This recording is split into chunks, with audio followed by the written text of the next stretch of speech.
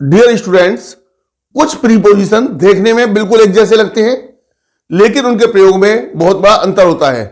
तो मैं OP Saini sir आज आपको प्रीपोजिशंस के उन्हीं अंतर को समझाने जा रहा हूं।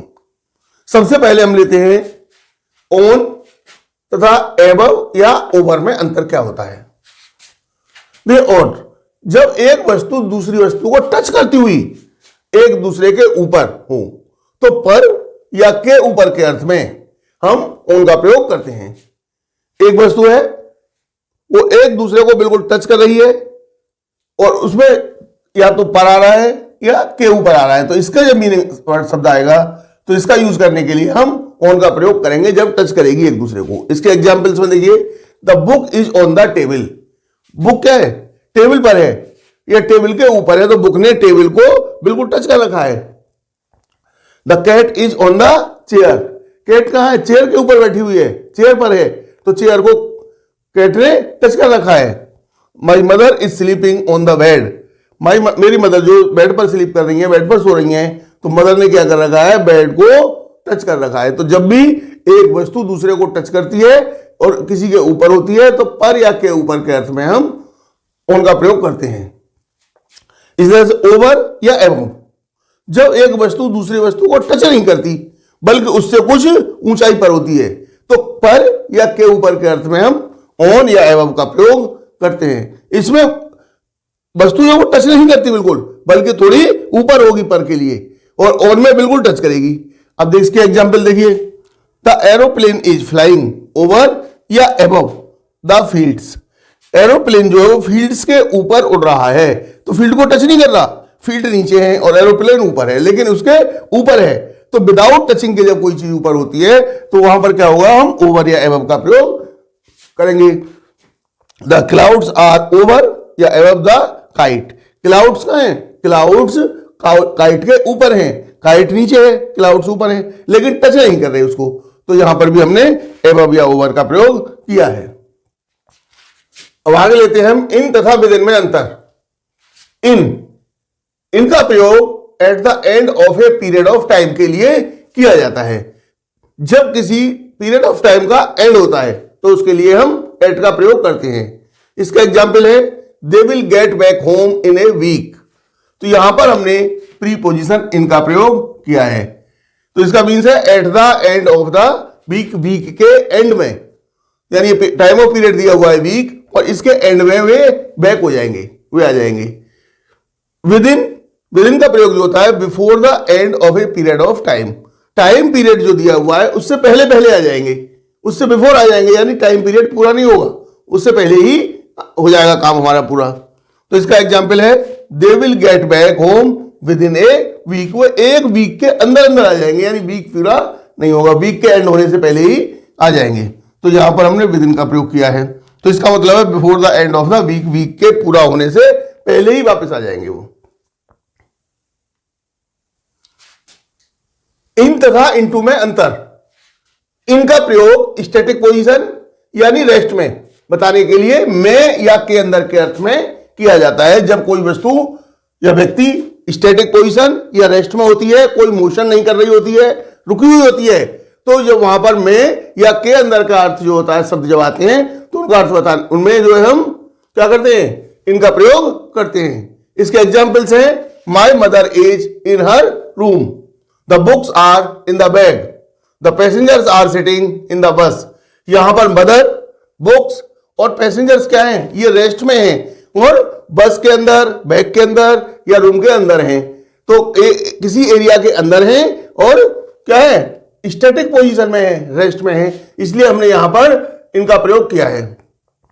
इनटू का प्रयोग मोशन या मूवमेंट के लिए किया जाता है। In an area from outside, जब बाहर से कोई ऑब्जेक्ट या पर्सन किसी दूसरे एरिया में एंटर करते हैं, मोशन करते हैं, यानी आउटसाइड से किसी एरिया के अंदर मूव करते हैं, तो वहां पर हम इनटू का प्रयोग में या के अंदर के लिए करते हैं। इसके एग्जाम्पल्स हैं, your sister came into my room. तुम्हारी सिस्टर मेरे रूम में आई, मेरे रूम के अंदर आई। तो कैसा हुआ? जब रूम के अंदर आई तो वो चलती हुई आई, मोशन में थी, तो एक एरिया के अंदर, रूम के अंदर उन्होंने एंटर किया। The lion jumped into the well. Lion ने वेल के अंदर, कुएं के अंदर कूदा, तो क्या हुआ, बाहर से जो है कुएं के अंदर मोशन में गया वो। The boy jumped into the river, यहां भी बॉय जो है रिवर के अंदर मोशन में गया है। तो जब मोशन या मूवमेंट होता है और ऑब्जेक्ट एक एरिया से दूसरे एरिया में एंटर करती है तो वहां पर हम इनटू का प्रयोग करते हैं। विद तथा बाय में अंतर। विद किसी इंस्ट्रूमेंट या यंत्र का प्रयोग बताने के लिए किया जाता है। विद का प्रयोग जो हम करते हैं वो किसी यंत्र के लिए, किसी इंस्ट्रूमेंट के लिए, जिससे कोई काम किया जाता है उसे बताने के लिए किया जाता है। इसके एग्जाम्पल्स हैं, Ravi writes with a pen, Ravi एक पेन से लिखता है। तो यहां पर पेन क्या हो गया, एक इंस्ट्रूमेंट हो गया जिससे काम किया जा रहा है, इसलिए यहां पर हमने क्या किया, इसके साथ विद का प्रयोग किया है। The woodcutter cut the tree with an axe, यहां पर एक्स क्या है, ये भी एक इंस्ट्रूमेंट है जिससे काम किया जा रहा है, जिससे पेड़ को कट किया गया था। तो ये यहां पर भी हमने प्रीपोजिशन विद का प्रयोग किया है। My mother cuts the mango with a knife, मेरी मां क्या करती है, नाइफ से एप्पल को कट करती हैं। तो नाइफ क्या है, एक इंस्ट्रूमेंट है जिससे एप्पल को कट किया जाता है, इसलिए इससे पहले भी हमने विद का प्रयोग किया है। अधिक बाय, बाय का प्रयोग काम करने वाले पर्सन, एजेंट या संस्था को बताने के लिए पैसिव वॉइस में किया जाता है। जब कोई पर्सन होता है या कोई एजेंट होता है या कोई संस्था होती है, जब कोई काम करने वाला होता है तो पैसिव वॉइस में उसके लिए बाय का प्रयोग करते हैं। इसका एग्जाम्पल देखिए, the match has been won by India, match जो है वो इंडिया की टीम द्वारा, इंडिया के द्वारा जीत लिया गया। तो यहां पर हमने क्या करेंगे, इसके लिए इंडिया एक कंट्री है जिसने मैच को वॉन किया, मैच को जीता। इंडिया की टीम है, एक पर्संस की टीम है, ग्रुप ऑफ पर्संस है, तो इसलिए यहां पर हमने प्रीपोजिशन बाय का प्रयोग किया है।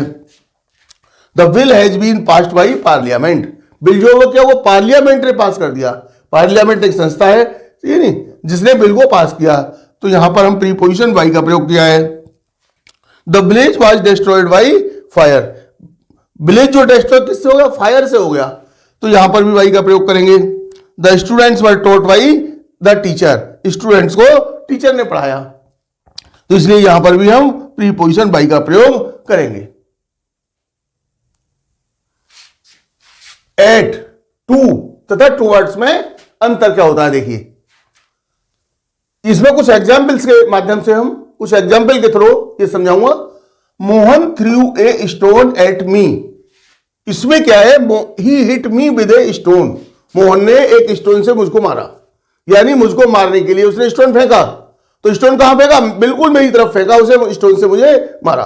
तो इसका क्या हुआ, he hit me with a stone, जब कोई किसी ऑब्जेक्ट से दूसरे को हिट करता है बिल्कुल, यानी डायरेक्ट बिल्कुल उसी को निशाना बनाया जाता है, तो वहां एट का प्रयोग करते हैं।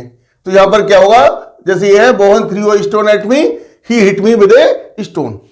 अगर इसको हम करें, Mohan threw a stone to me, at के बजाय अगर टू का प्रयोग करते हैं तो इसका मतलब होगा द स्टोन रीच्ड मी, उसने जो स्टोन जो फेंका वो मुझ तक आया, यानी मुझको निशाना नहीं बनाया, उसने तो स्टोन फेंका लेकिन कहां आ गया, वो मेरे पास आ गया। थर्ड एग्जाम्पल है, Mohan threw a stone towards मी, अगर हम टूवर्ड्स का प्रयोग करेंगे तो होगा मेरी डायरेक्शन में फेंका, जिधर मैं खड़ा हुआ था मेरी तरफ उसने स्टोन को फेंका। He threw the stone in my direction but not to me, उसने स्टोन को मेरी तरफ फेंका लेकिन मुझे नहीं मारा, यानी मुझको निशाना नहीं बनाया, बल्कि डायरेक्शन मेरी थी कि मेरी तरफ फेंक दिया, मुझ तक पहुंचे या ना पहुंचे, मुझको हिट करे या ना करे।